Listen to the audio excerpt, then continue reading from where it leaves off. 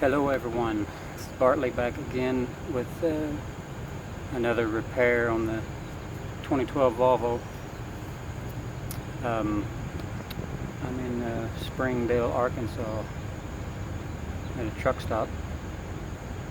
It is the weekend of Labor Day, and about 5 days ago I had a wheel seal leaking on this is the rear drive axle, and I went to a Love's and they agreed to fix it, and they ended up working on it about 4 or 5 hours and never could get this axle to come off of the hub. The problem was these sleeves that go in there. This truck has 800,000 on it and it had never been off, so they were froze on there, and as I said, they worked on it about four hours, and technician didn't know a whole lot, I don't think, because this hub is aluminum, and I don't think I even knew that. I would have thought they'd have made that out of something besides aluminum, but it's aluminum. Anyways, he was driving a chisel in between the hub and the end of the axle, trying to get it to pop off. And in the process of that, I have these deep gouges, about 3 of them, all the way around the edge of the hub. So anyway, the Love's place couldn't get it off, so ended up paying them about $350 to do nothing. And so I went, made my delivery, and was coming back through Tennessee, so I stopped at a TA, and they said they could get it off. So they got it off, got my wheel seal changed out, and I was on my way. And I got to my house and noticed that it was just had slung fluid all down the side of the trailer. And so as it turns out, this is not sealing off because of these big gouges.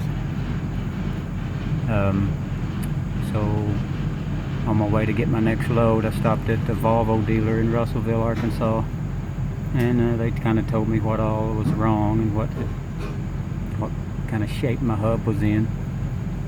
And they said they could try to clean the hub up, get the burrs off of it, so to speak, and see what, they said we can't guarantee anything, which I understand that. The way it looks, I can completely understand why they couldn't guarantee it. But anyway, long story short on that, it didn't hold either. So I'm stuck with trying to get this thing to stop myself, at least enough to get me through 2 more runs till I can get back home. Anyway, so what I'm going to attempt to do here is, at each one of these places where the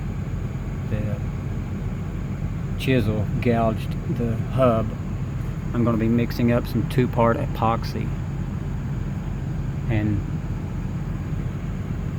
applying it to these areas to build that material back up, like there, about 3 or 4 other places around here. And so I'll be applying that with a razor blade. And I know a lot of you guys are probably saying that'll never work, but don't count me out. I fixed some weird shit doing this. Anyway, we'll see how it goes. Like I said, I just need to get me through a couple more loads. It's Labor Day weekend, no one is open, and I've already got these loads, my 2 loads booked, and they're waiting on me, so I've got to get this taken care of.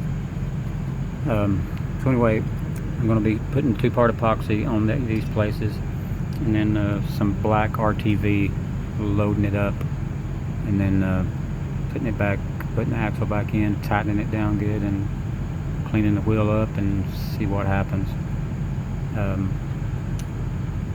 Anyway, gosh, yeah, I paid the TA. How much did I pay them? $400 and something. Paid Volvo $450 something. So I'm into this simple wheel seal for well over $1,000 now. So it's getting old, I must say. But yeah, guys, I tell you, you cannot trust these mechanics on the road to do anything right. They know they'll probably never see you again. By the time you notice the problem, you'll be miles down the road. So yeah, I just wish I would have caught this wheel seal when I was at home, and I could have avoided all of this. But anyway, so I essentially went to the O'Reilly's this morning and bought a breakover bar, an extension, 15/16 socket, hammer, pair of vice grips. I bought everything I'll need to do this project for less than $100. So anyway, I'm gonna get on this, and I'll let you know how it turned out, good or bad. See you guys later.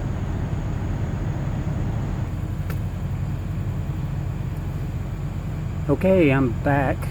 I got this axle snugged down. The gasket maker that I used, and I've seen a lot of mechanics put this stuff on and then just torque their bolts all the way down on the spot, and that's not the way that this stuff is to be applied. Because I mean, it says plainly on the back, you put it around the mating surface just on one surface, and then you assemble the parts while the silicone is still wet. Finger tighten until material begins to squeeze out around the flange. And you can see I've got material squeezing out, so these are not completely tight. And so once you get to this point, you are to let it set for an hour. Then you come back and final tighten all of your torque them all down, and then it says to allow 24 hours to fully cure. Lucky for me, I have perfect drying conditions. We have low humidity today, and it's going to be about 75, so this stuff's going to dry really quick. So